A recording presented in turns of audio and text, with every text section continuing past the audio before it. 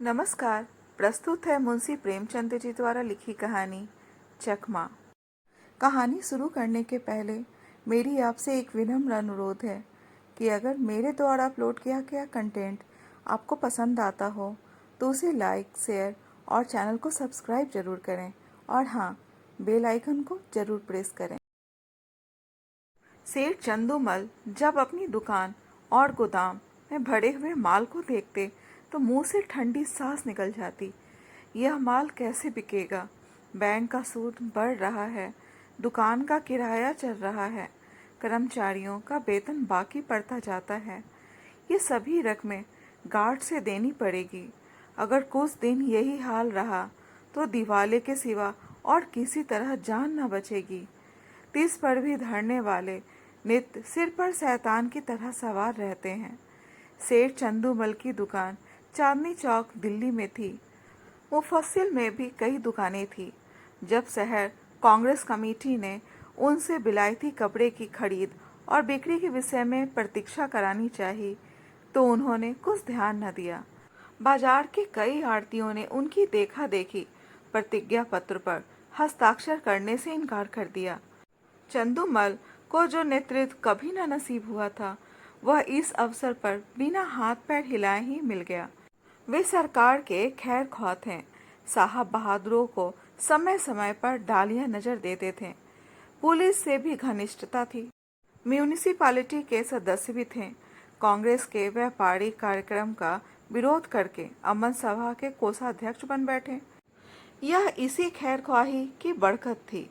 युवराज का स्वागत करने के लिए अधिकारियों ने उनसे 25,000 के कपड़े खरीदे। ऐसा सामर्थ्य पुरुष कांग्रेस से क्यों डरे? कांग्रेस है किस खेत की मूली। पुलिस वालों ने भी बढ़ावा दिया। मुआहिदे पर हरगिज दस्तखत ना कीजिएगा। देखे ये लोग क्या करते हैं। एक एक को जेल न भेजवा दिया तो कहिएगा। लाला जी के हौसले बढ़े। उन्होंने कांग्रेस से लड़ने की ठान ली। उसी के फलस्वरूप 3 महीने से उनकी दुकान पर प्रातःकाल से 9 बजे रात तक पहरा रहता था। पुलिस दलों ने उनकी दुकान पर वॉलंटियरों को कई बार गोलियां दी, कई बार पीटा।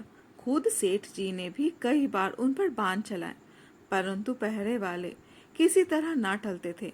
बल्कि इन अत्याचारों के कारण चंदूमल का बाजार और भी गिरता जाता। मुफस्सिल की दुकानों से मुनीम लोग और भी दुराशाजनक समाचार भेजते रहते थे। कठिन समस्या थी। इस संकट से निकलने का कोई उपाय न था। वे देखते थे कि जिन लोगों ने प्रतिज्ञा पत्र पर हस्ताक्षर कर दिए हैं वे चोरी छिपे कुछ न कुछ विदेशी माल लेते हैं। उनकी दुकानों पर पहरा नहीं बैठता। यह सारी विपत्ति मेरे ही सिर पर है। उन्होंने सोचा, पुलिस और हाकिमों की दोस्ती से मेरा भला क्या हुआ। उनके हटाए ये पहरे नहीं हटते। सिपाहियों की प्रेरणा से ग्राहक नहीं आते। किसी तरह पहरे बंद हो जाते तो सारा खेल बन जाता। इतने में मुनीम जी ने कहा, लाला जी यह देखिए, कई व्यापारी हमारी तरफ आ रहे हैं। पहरे वालों ने उनको ना जाने क्या मंत्र पढ़ा दिया, सब चले जा रहे हैं। चंदूमल, अगर इन पापियों को कोई गोली मार देता तो मैं बहुत खुश होता। यह सब मेरा सर्वनाश करके दम लेंगे। मुनीम, कुछ हेठी तो होगी। यदि आप प्रतिज्ञा पर हस्ताक्षर कर देते तो यह पहरा उठ जाता। तब हम भी यह सब माल किसी न किसी तरह खपा देते। चंदूमल, मन में तो मेरे भी यह बात आती है, पर सोचो अपमान कितना होगा। कितनी हेकड़ी दिखाने के बाद फिर झुका नहीं जाता। फिर हाकिमों की निगाहों में गिर जाऊंगा और लोग भी ताने देंगे कि चले थे बच्चा कांग्रेस से लड़ने। ऐसी मुंह की खाई कि होश ठिकाने आ गई। जिन लोगों को पीटा और पिटवाया, जिनको गालियां दी, जिनकी हंसी उड़ाई, अब उनकी शरण कौन मुंह लेकर जाऊं। मगर एक उपाय सूझ रहा है। अगर चकमा चल गया तो बहुत बाड़ा है। बात तो तब है जब सांप को मारूं मगर लाठी बचाकर। पहरा उठा दूं पर बिना किसी खुशामद किए। 9 बज गए थे। सेठ चंदूमल गंगा स्नान करके लौट आए थे और मसनद पर बैठकर चिट्ठियां पढ़ रहे थे। अन्य दुकानों के मुनीमों ने अपनी विपत्ति कथा सुनाई थी। एक एक पत्र को पढ़कर सेठ जी का क्रोध बढ़ता जाता था। इतने में 2 वॉलंटियर गाड़ियां लिए हुए उनकी दुकान के सामने आकर खड़े हो गए। सेठ जी ने डांट कर कहा, हट जाओ हमारी दुकान के सामने से। एक वॉलंटियर ने उत्तर दिया, महाराज हम तो सड़क पर हैं, क्या यहाँ से भी चले जाएं? सेठ जी, मैं तुम्हारी सूरत नहीं देखना चाहता। वॉलंटियर, तो आप कांग्रेस कमेटी को लिखिए, हमको तो वहां से यहाँ खड़े रहकर पहरा देने का हुक्म मिला है। एक कांस्टेबल ने आकर कहा, क्या है सेठ जी, यह लौंडा क्या टर्राता है? चंदूमल बोले, मैं कहता हूँ कि दुकान के सामने से हट जाओ, पर यह कहता है कि ना हटेंगे ना हटेंगे। जरा इसकी जबरदस्ती देखो। कांस्टेबल वॉलंटियरों से, तुम दोनों यहाँ से जाते हो कि आकर गर्दन नापू? वॉलंटियर, हम सड़क पर खड़े हैं, दुकान पर नहीं।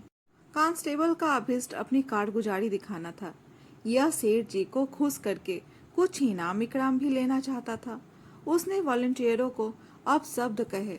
जब उन्होंने उसकी कुछ परवाह न की तो एक वॉलंटियर को इतने जोर से धक्का दिया कि वो बेचारा मुंह के बल जमीन पर गिर पड़ा। कई वॉलंटियर इधर उधर से आकर जमा हो गए। कई सिपाही भी आ पहुंचे। दर्शक वृंद को ऐसी घटनाओं में मजा आता ही है। उनकी भीड़ लग गई। किसी ने हाक लगाई, महात्मा गांधी की जय। औरों ने भी उसके सुर में सुर मिलाया। देखते ही देखते एक जनसमूह एकत्रित हो गया।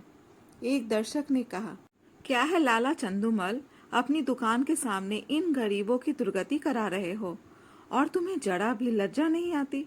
कुछ भगवान का भी डर है या नहीं? सेठ जी ने कहा, मुझसे कसम ले लो जो मैंने किसी सिपाही से कुछ कहा हो।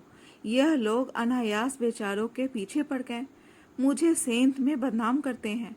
एक सिपाही, लाला जी आप ही ने तो कहा था कि ये दोनों वॉलंटियर मेरे ग्राहकों को छेड़ रहे हैं, अब आप निकले जाते हैं। चंदूमल, बिल्कुल झूठ, सरासर झूठ, सोलो आना झूठ। तुम लोग अपनी कारगुजारी की धुन में इनसे उलझ पड़े। यह बेचारे तो दुकान से बहुत दूर खड़े थे, ना किसी से बोलते थे ना चालते थे। तुमने जबरदस्ती ही इन्हें गर्दनी देनी शुरू की। मुझे अपना सौदा बेचना है कि किसी से लड़ना है?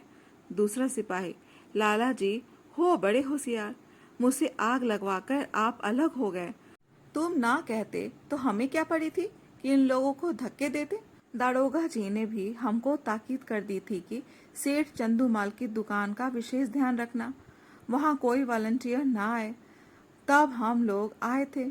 तुम फरियाद न करते तो दरोगा जी हमारी तैनाती ही क्यों करते?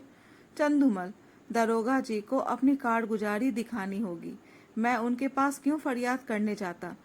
सभी लोग कांग्रेस के दुश्मन हो रहे हैं। थाने वाले तो उनके नाम से ही जलते हैं। क्या मैं शिकायत करता तभी तुम्हारी तैनाती करते? इतने में किसी ने थाने में इत्तला दी कि चंदूमल की दुकान पर कांस्टेबलों और वॉलंटियरों में मारपीट हो गई। कांग्रेस के दफ्तर में भी खबर पहुंची। जरा देर में सहस्त्र पुलिस के थानेदार और इंस्पेक्टर साहब आ पहुंचे। उधर कांग्रेस के कर्मचारी भी दल बल सहित दौड़े। समूह और बड़ा, बार बार जयकार की ध्वनि उठने लगी। कांग्रेस और पुलिस के नेताओं में वाद विवाद होने लगा। परिणाम यह हुआ कि पुलिस वालों ने दोनों को हिरासत में लिया और थाने की ओर चले। पुलिस अधिकारियों के जाने के बाद सेठ जी ने कांग्रेस के प्रधान से कहा, आज मुझे मालूम हुआ कि यह लोग वॉलंटियरों पर कितना घोर अत्याचार करते हैं।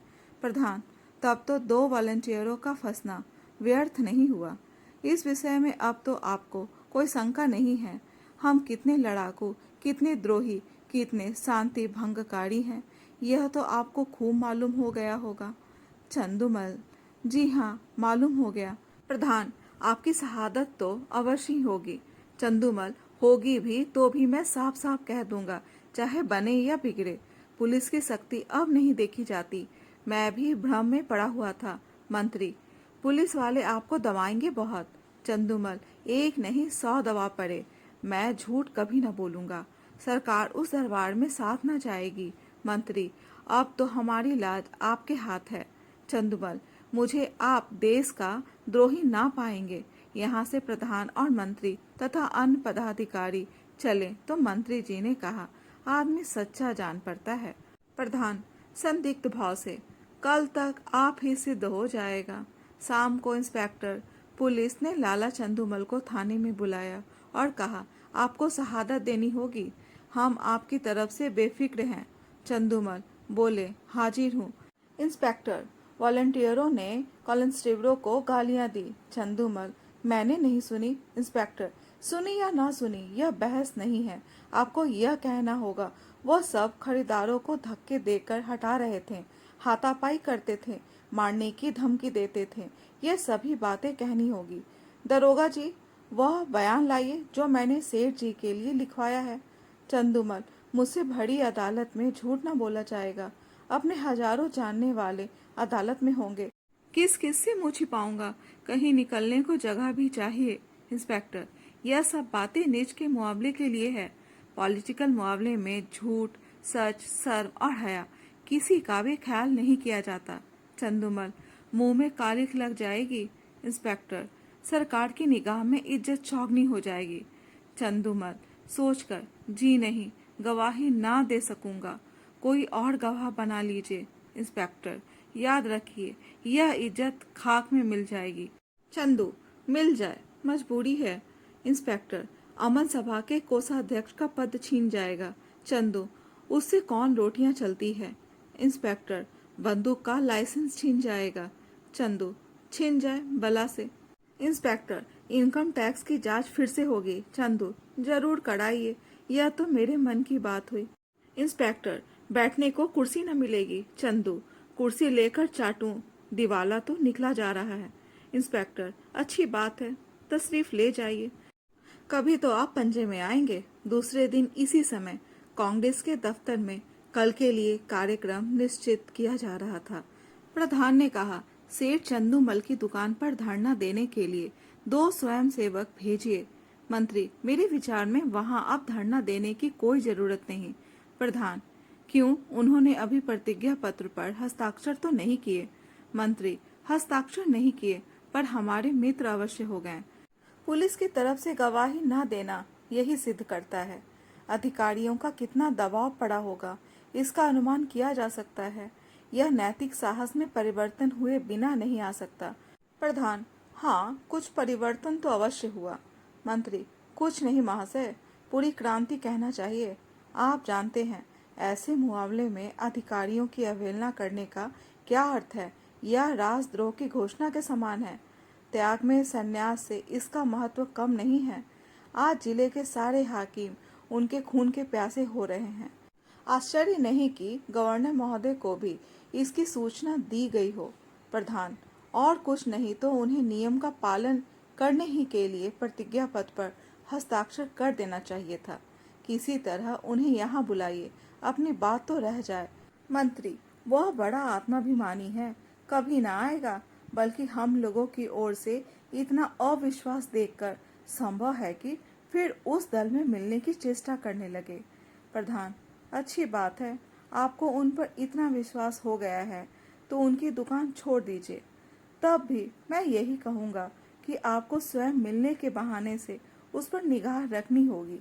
मंत्री, आप नाहक कितना शक करते हैं। 9 बजे सेठ चंदूमल अपनी दुकान पर आए तो वहां एक भी वॉलंटियर न था। मुख पर मुस्कुराहट की झलक आई। मुनीम से बोले, कौड़ी चित पड़ी। मुनीम, मालूम तो होता है, एक महाशय भी नहीं आए। चंदूमल, ना आए और ना आएंगे, बाजी अपने हाथ रही। कैसा दाव खेला, चारों खाने चित। चंदू, आप भी बातें करते हैं, इन्हें दोस्त बनाते कितनी देर लगती है। कहिए, अभी बुलाकर जूतियां सीधी करवाऊं। टके के गुलाम है ना, किसी के दोस्त ना किसी के दुश्मन। सच कहिए, कैसा चकमा दिया है। मुनीम, बस यही जी चाहता है कि आपके हाथ चूम ले। सांप भी मरा और लाठी भी ना टूटी, मगर कांग्रेस वाले भी टोह में होंगे। चंदूमल, तो मैं भी तो मौजूद हूँ। वो डाल डाल चलेंगे तो मैं पात पात चलूंगा। विलायती कपड़े की गांठ निकलवाइए और व्यापारियों को देना शुरू कीजिए। एक अठवाड़े में बेड़ा पार है। कहानी सुनने के लिए धन्यवाद।